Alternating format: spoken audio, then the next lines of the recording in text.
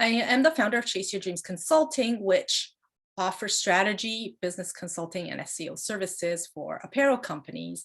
And I'm also the host of Chase Your Dreams podcast, which is available on most podcast platforms such as Apple Podcasts, iTunes, Spotify, Breaker, and Anchor. If you haven't had a chance to check out my latest interview, I interviewed American fashion designer Stella Caracassi, who's been in the business for over 27 years, and she gives some amazing insight into the industry.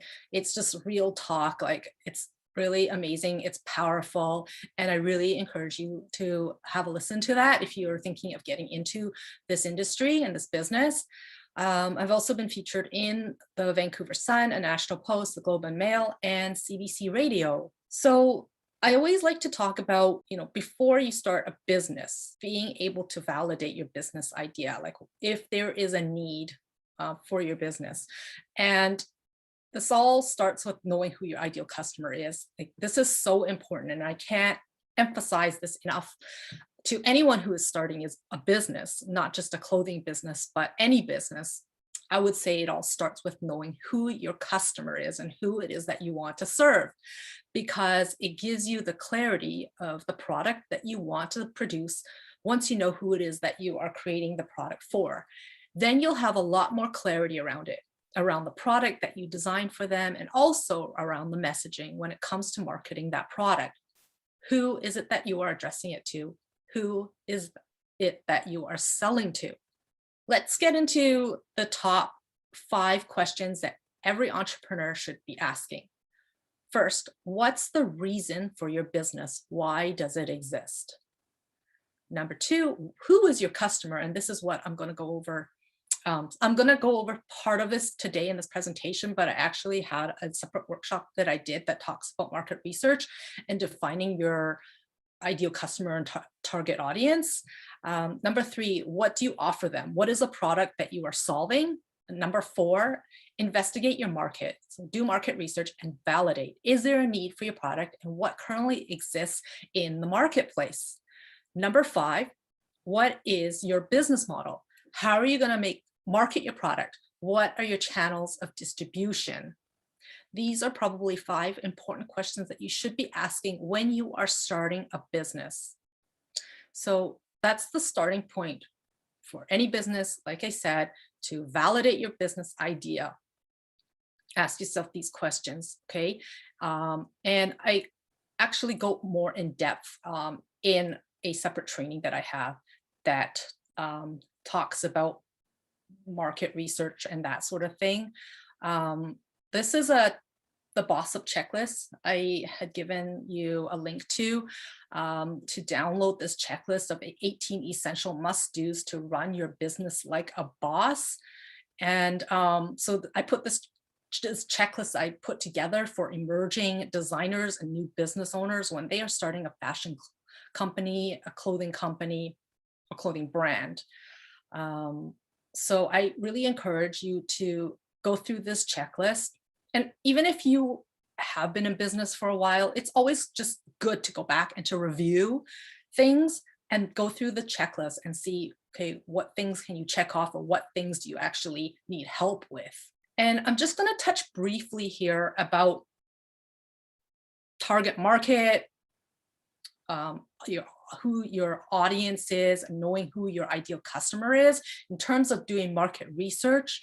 Hopefully, if you are in business, you've conducted some form of market research to understand your customers, demographics, psychographics, these types of things. And here's just some of the questions that you should be asking. I'm not going to go through this too much in depth, but really it's important to understand your customer. This is the basis. This is why you're in business, right? And one exercise you can do is to do something like a customer avatar worksheet. And this is like where you would be getting very specific into knowing who your ideal customer is, and understanding what their goals and values, challenges and pain points, And being as specific as naming this person and knowing how old they are, their marital status, to be as specific as you can. If you can give this person a name or even have a picture of this person in front of you, the more clear you are, it's just the better it will be for you in when you are designing a product for this person.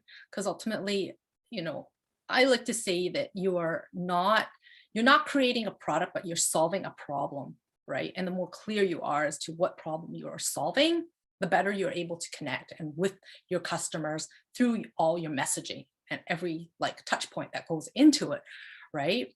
And then you'll know what channels to use, you'll know where to sell your product, you'll know what to say in your marketing.